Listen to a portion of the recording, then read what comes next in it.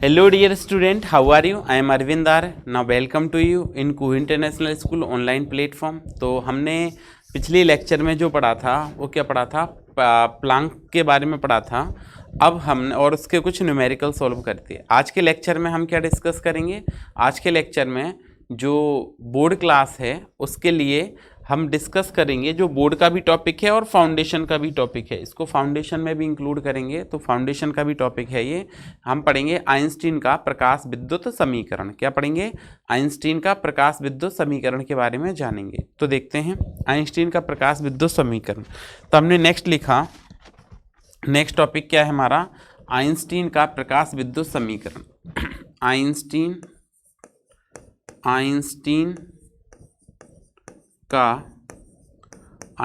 का प्रकाश विद्युत समीकरण, प्रकाश विद्युत समीकरण। ठीक है, ये हमारा टॉपिक है। क्या है? आइंस्टीन का प्रकाश विद्युत समीकरण। तो ध्यान दीजिए, आइंस्टीन का प्रकाश विद्युत समीकरण की बात करें तो आइंस्टीन के अनुसार जब किसी धातु की सतह पर E बराबर hν ऊर्जा का कोई फोटोन आपतित होता है तो जो फोटोन की कुल ऊर्जा है, फोटोन की जो ऊर्जा है वो धातु की सतह पर निम्न प्रकार से उपयोग की जाती है। कैसे कैसे उपयोग करते हैं? तो फोटोन की ऊर्जा का कुछ भाग धातु की सतह से इलेक्ट्रॉन उत्सर्जित करने के लिए उपयोग किया जाता है, जिसको हम कहते हैं कार्यफलन। क्या बताया? फोटोन की ऊर्जा का कुछ भाग धातु की सतह से इलेक्ट्रॉन को बाहर निकालने के लिए उपयोग किया जाता है, जिसको हम क्या कहते हैं? कार्यफलन। अच्छा, तथा फोटोन की ऊर्जा का शेष भाग, फोटोन की ऊर्जा का शेष भाग धातु की सतह से क्या करते हैं? प्रकाशिक इलेक्ट्रॉन को, जो फोटोन की ऊर्जा है उसका शेष भाग धातु की सतह से उत्सर्जित प्रकाशिक इलेक्ट्रॉन की गतिज ऊर्जा बढ़ाने के लिए उपयोग किया जाता है। तथा यदि इलेक्ट्रॉन उत्सर्जन में इलेक्ट्रॉन कोई संघट्य करता है, उत्सर्जन से पहले संघट्य करता है, तो कुछ भाग उसमें भी व्यय हो जाता है। तो क्या कहा था आइंस्टीन ने कि आइंस्टीन के प्रकाश विद्युत समीकरण, तो आइंस्टीन के अनुसार, ठीक है, आइंस्टीन के अनुसार, आइंस्टीन के अनुसार जब किसी धातु की सतह पर, आइंस्टीन के अनुसार जब किसी धातु की सतह पर, जब किसी धातु की सतह पर, जब किसी धातु की सतह पर, जब किसी धातु की सतह पर E बराबर hν ऊर्जा का कोई फोटोन, E बराबर hν ऊर्जा का, E बराबर hν ऊर्जा का कोई फोटोन, E बराबर hν ऊर्जा का कोई फोटोन आपतित होता है, का कोई फोटोन आपतित होता है, आपतित होता है, तब फोटोन की ऊर्जा, तब फोटोन की ऊर्जा निम्न प्रकार से उपयोग की जाती है। फोटोन की ऊर्जा निम्न प्रकार से उपयोग की जाती है, निम्न प्रकार से उपयोग की जाती है, उपयोग की जाती है। फोटोन की ऊर्जा का निम्न प्रकार से उपयोग की जाती है। कैसे उपयोग करेंगे फोटोन की ऊर्जा का, तो वो देखते हैं। फोटोन की ऊर्जा का कुछ भाग धातु की सतह से इलेक्ट्रॉन बाहर निकालने के लिए उपयोग करते हैं, जिसको हम कार्यफलन कहते हैं। तो पहला फर्स्ट कंडीशन क्या हो गई? फर्स्ट कंडीशन में अगर हम देखें तो फोटोन की ऊर्जा का कुछ भाग, पहला क्या है? फोटोन की ऊर्जा का कुछ भाग, फोटोन की ऊर्जा का कुछ भाग, फोटोन की ऊर्जा का कुछ भाग क्या करते हैं? धातु की सतह से कुछ भाग, धातु की सतह से, धातु की सतह से इलेक्ट्रॉन उत्सर्जित करवाने के लिए उपयोग करते हैं। उत्सर्जित, धातु की सतह से इलेक्ट्रॉन उत्सर्जित कराने के लिए, फोटोन की ऊर्जा का कुछ भाग धातु की सतह से इलेक्ट्रॉन उत्सर्जित कराने के लिए उपयोग किया जाता है, के लिए उपयोग किया जाता है, के लिए उपयोग किया जाता है, जिसे किया जाता है, जिसे कार्यफलन कहते हैं, जिसे कार्यफलन कहते हैं, जिसे कार्यफलन कहते हैं।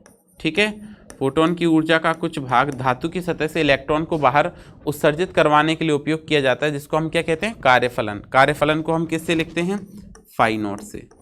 ठीक है, फिर नेक्स्ट देखें, फोटोन की ऊर्जा का शेष भाग, क्या बताया, फोटोन की ऊर्जा का शेष भाग, फोटोन की ऊर्जा का शेष भाग इलेक्ट्रॉन के उत्सर्जन से पहले, इलेक्ट्रॉन के उत्सर्जन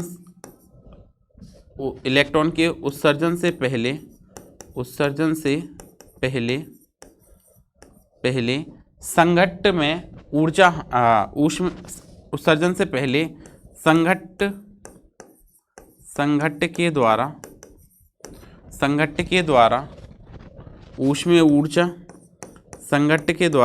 ऊष्मीय ऊर्जा व्यय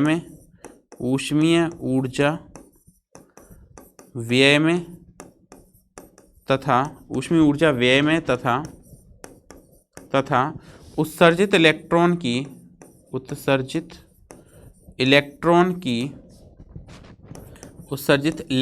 की गतिज ऊर्जा बढ़ाने में उपयोग किया जाता है। उत्सर्जित इलेक्ट्रॉन की गतिज ऊर्जा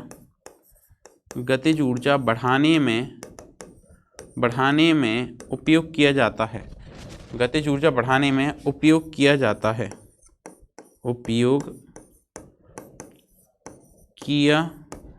है।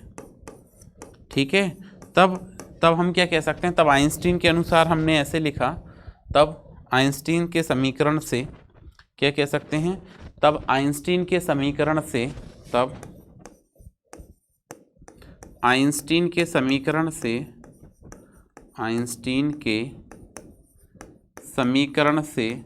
तो देखो, आइंस्टीन के समीकरण से हम क्या कह सकते हैं कि E बराबर जो फोटोन की ऊर्जा है, हमने क्या लिखा, आइंस्टीन के समीकरण से हमने लिखा फोटोन की ऊर्जा, किसकी ऊर्जा, फोटोन की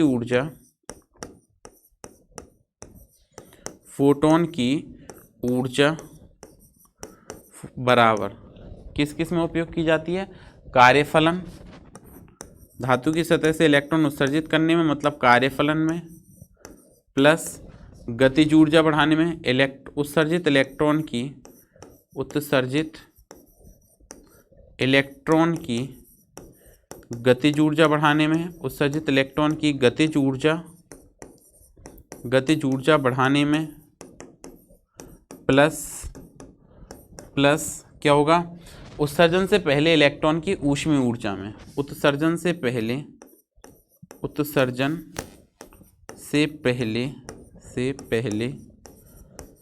इलेक्ट्रॉन के संघट्ट में ऊष्मीय ऊर्जा व्यय में, इलेक्ट्रॉन के संघट्ट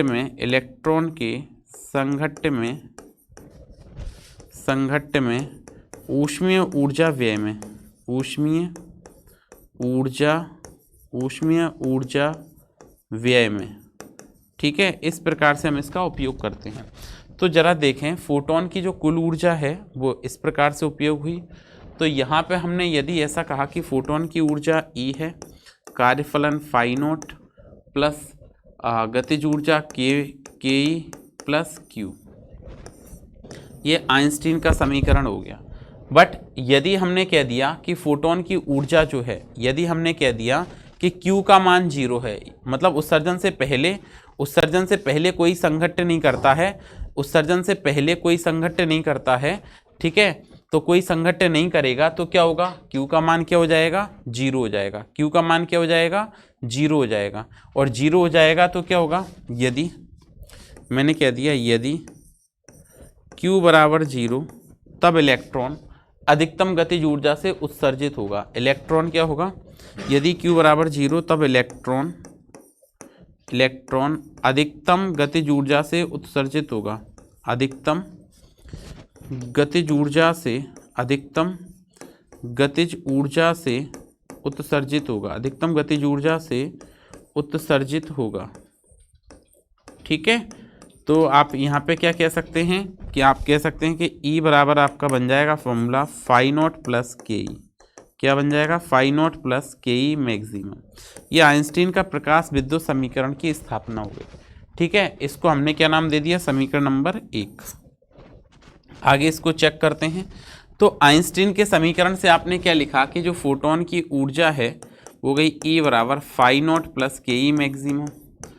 यहाँ से आप इस समीकरण को थोड़ा सा वेरी करें तो ये क्या बनेगा, इसको इधर ट्रांसफ़र कर दें तो ये बन जाएगा के E maximum is equal to E minus phi naught. एक तो ये बन गया। और गतिज ऊर्जा क्या होती है, गतिज ऊर्जा होती है half M V maximum square. तो ये बन जाएगा half M V square equal to क्या बनेगा, ई माइनस फाई नॉट। ठीक है, एक समीकरण ये बन गया। और ध्यान दें, और देखिए क्या लिख सकते हैं आप, इसको आप लिख सकते हैं half M V maximum square, half M V maximum square is equal to H nu minus phi naught. ठीक है, और half M V maximum square equal to H nu, इसको लिख सकते हैं आप एच न्यू नॉट। तो यहाँ पे लिख लें बिकॉज जो कार्यफलन है फाई नॉट की जो वैल्यू है वो फाई नॉट किसके इक्वल है, आपका एच न्यू नॉट के इक्वल है। और न्यू नॉट को आप क्या कहते हैं, दहली आवृत्ति। तो एक समीकरण ये बन गया। आप यहाँ पे लिख दें कि यहाँ न्यू नॉट बराबर, यहाँ न्यू नॉट बराबर इसको क्या कहते हैं हम, दहली आवृत्ति। क्या कहते हैं, दहली आवृत्ति। न्यू नॉट को हम कहते हैं दहली आवृत्ति। ठीक है, अच्छा, न्यू नॉट को हमने दहली आवृत्ति कह दिया। आगे चेक करें तो हमने इसको ऐसे लिखा half M V square, half M V maximum square is equal to H nu, हमने ऐसे लिख दिया H C by lambda minus H C by lambda naught. ये फॉर्मूला लिख सकते हैं। एच सी और लेमडा को एंगस्ट्रॉन्ग में अगर हम लिखें तो ये वैल्यू क्या हो जाएगी, ये मान हो जाएगा आपका half M V square, half M V maximum square is equal to H C की वैल्यू होती है 12400। ठीक है, divided by lambda minus 12400 divided by lambda naught. और ये वैल्यू आपकी आएगी किसमें, एंगस्ट्रॉम सॉरी इलेक्ट्रॉन वोल्ट में। किसमें होगी ये वैल्यू, इलेक्ट्रॉन वोल्ट में। तो यहाँ से काइनेटिक एनर्जी आप इलेक्ट्रॉन वोल्ट में कैलकुलेट कर सकते हैं। किस में कैलकुलेट कर सकते हैं, इलेक्ट्रॉन वोल्ट में कैलकुलेट कर सकते हैं ये काइनेटिक एनर्जी। बात क्लियर हुई इतनी? अच्छा, नेक्स्ट देखें, इसमें एक और कंडीशन लगा दें अगर हम, ये आपकी काइनेटिक एनर्जी आ जाएगी इलेक्ट्रॉन वोल्ट में। नेक्स्ट कंडीशन लगाएं कि इफ़, हमने क्या लिखा कि if at stopping potential kinetic energy, if यदि जो निरोधी विभव है वो V नॉट है, क्या लिखा है यहाँ पे, यदि निरोधी विभव, यदि निरोधी विभव V नॉट है, निरोधी विभव कितना है V नॉट, यदि निरोधी विभव V नॉट है तब, V नॉट है तब गतिज ऊर्जा, तब गतिज ऊर्जा निरोधी विभव V नॉट पर जो गतिज ऊर्जा आएगी वो कितनी आएगी वो देखते हैं। तो हमने पढ़ा था गतिज ऊर्जा होती है के ई मैक्सिमम बराबर होती है ई वी नॉट। क्या होगी, के ई मैक्सिमम बराबर क्या होगी, ई वी नॉट, बराबर ई वी नॉट। ठीक है, तो हमने यहाँ पे क्या लिखा, आइंस्टीन के प्रकाश विद्युत समीकरण से, आइंस्टीन के प्रकाश विद्युत समीकरण से, आइंस्टीन के प्रकाश विद्युत समीकरण से, प्रकाश विद्युत समीकरण से, आइंस्टीन के प्रकाश विद्युत समीकरण से आप क्या लिख सकते हैं, आप लिख सकते हैं जो फोटोन की ऊर्जा है E वो phi naught plus K E maximum में यूज़ होगी। ठीक है, अच्छा, तो हमने यहाँ पे क्या किया, इसको आगे सॉल्व किया जैसे ही, तो ये क्या बन गया आपके पास में, ये बन गया K E maximum is equal to E minus phi naught, K E maximum is equal to E minus phi naught. ठीक है, और के ई मैक्सिमम को आप क्या लिख सकते हैं, ई वी नॉट लिख सकते हैं। ठीक है, E V naught equal to E minus phi naught. तो एनर्जी क्या आ जाएगी यहाँ से, E V naught equal to H nu minus phi naught. ये समीकरण हो गया ये। और फाई नॉट को आप क्या लिख सकते हैं, इसको हमने लिखा E V naught is equal to H nu minus H nu naught. ठीक है, एच को कॉमन लिख सकते हैं आप, तो ये भी simply E V naught equal to H nu minus nu naught, ऐसे भी लिख सकते हैं समीकरण को। और या आप इस समीकरण को थोड़ा सा और आगे बढ़ाएं तो ये हो जाएगा आपका क्या, इसको हम लिखेंगे E V naught equal to H nu, nu को क्या लिखेंगे सी बाय लेमडा, तो ये आ जाएगा H C by lambda minus H C by lambda naught. ठीक है, क्या बनेगा H C by lambda not.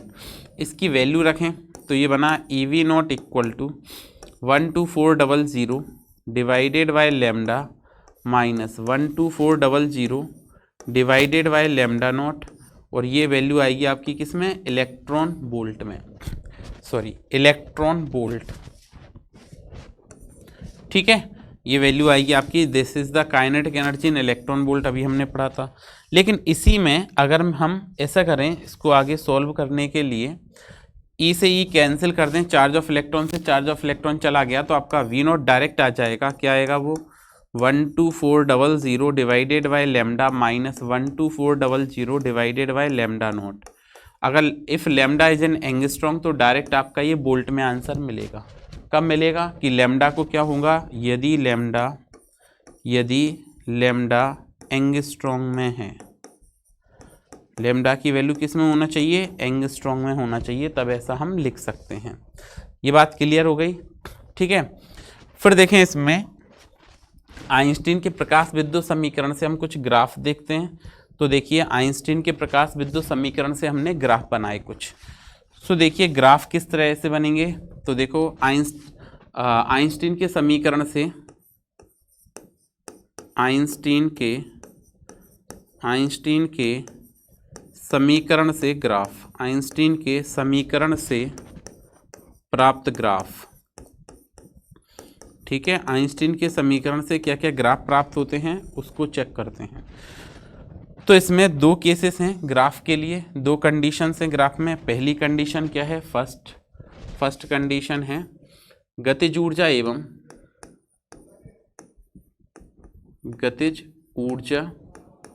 एवं आवृत्ति में ग्राफ।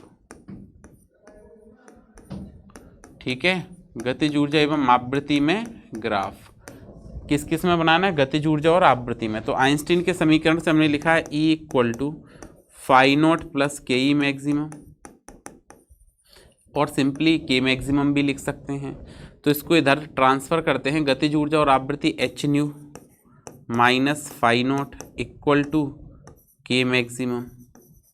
ठीक है, अच्छा तो यहाँ से अगर आप देखें तो this equation is similar to क्या बना, K maximum equal to H nu minus phi not.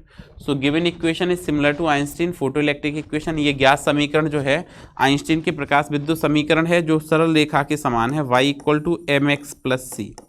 ज्ञात समीकरण किसके समान है, सरल रेखा के समीकरण के समान है, y equal to M X plus C. तो यहाँ रेखा की ये जो समीकरण है वो सरल रेखा के समीकरण के समान है, तो यहाँ रेखा की प्रवणता ज्ञात समीकरण से जो रेखा की प्रवणता है, क्या है, रेखा की ढाल या रेखा की प्रवणता या ढाल। तो जो प्रवणता या जो ढाल है वो किसके बराबर है, m जो है वो h के बराबर है, मतलब प्लांक नियतांक के बराबर है। किसके बराबर है, प्लांक नियतांक के ये बराबर है। और अगर ये प्लांक नियतांक के बराबर है तो सभी धातुओं के लिए प्रवणता क्या आएगी, समान आएगी। सभी धातुओं के लिए प्रवणता क्या आएगी, समान आएगी। तो हमने लिखा सभी धातुओं के लिए प्रवणता समान, सभी धातुओं के लिए जो प्रवणता होगी वो क्या आएगी, समान आएगी। अगर सभी धातुओं के लिए प्रवणता समान आएगी और यहाँ से हम ये कह सकते हैं कि ये ऋणात्मक y अक्ष पर क्या करेगी, ये ऋणात्मक y अक्ष पर कितना कार्यफलन के बराबर अंताखंड काटेगी, क्या करेगी, ऋणात्मक y अक्ष पर कार्यफलन के बराबर अंताखंड काटेगी। तो हम ऐसे ग्राफ बना सकते हैं।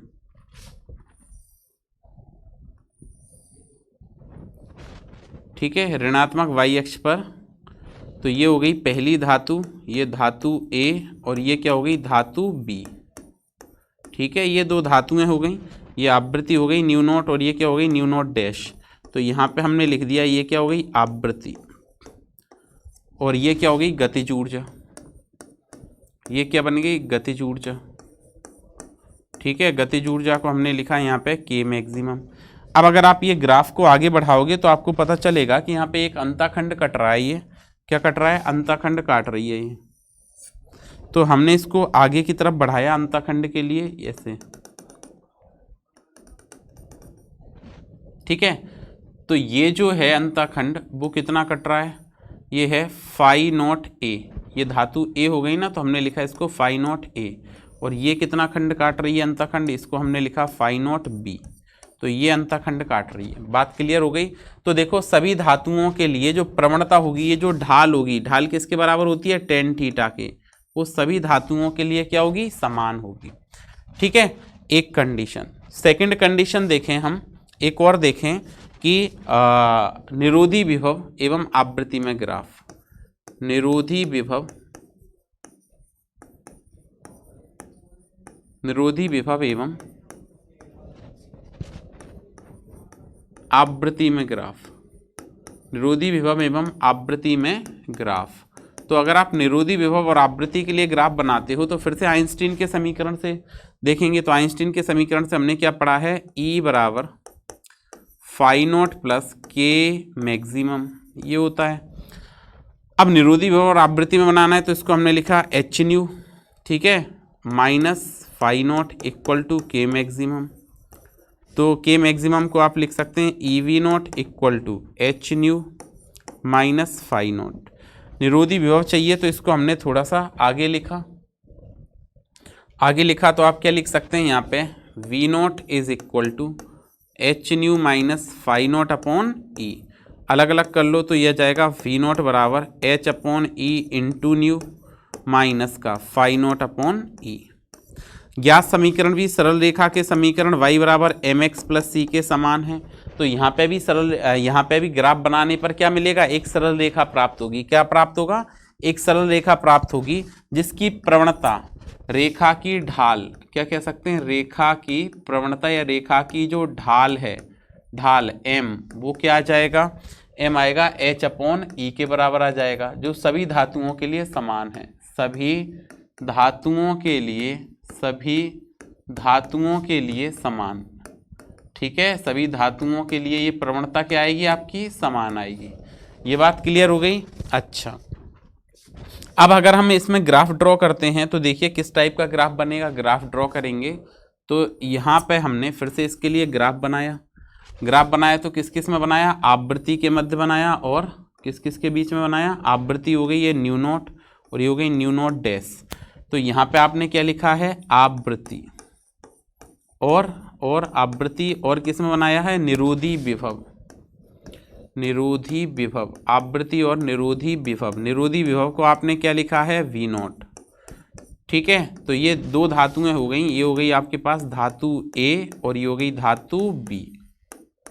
ठीक है, तो अगर आप यहाँ पर देखें तो प्रवणता एम एच अपॉन ई के बराबर है, जो धातु के पदार्थ और प्रकृति पर निर्भर नहीं करती है। अब हमने इसको क्या किया, थोड़ा सा आगे बढ़ाया तो हमने इसको आगे एक्सटेंड किया तो ये क्या रिप्रेजेंट कर रही है, ये रिप्रेजेंट करेगी minus phi naught A upon E. और ये जो प्रवणता है वो क्या रिप्रेजेंट कर रही है, वो रिप्रेजेंट करेगी phi not be upon E. और ये tan थीटा के बराबर ही होगी, तो ये भी थीटा बनेंगे सारे। तो ये m किसके बराबर होगा आपका, यहाँ पे tan थीटा के बराबर होगा। तो इतना समझ आया, ये आइंस्टीन का प्रकाश विद्युत समीकरण, इतना पढ़ के आना। कल हम फिर से मिलेंगे एक और नए कॉन्सेप्ट के साथ। तब तक पढ़ते रहिए, सुरक्षित रहिए। धन्यवाद।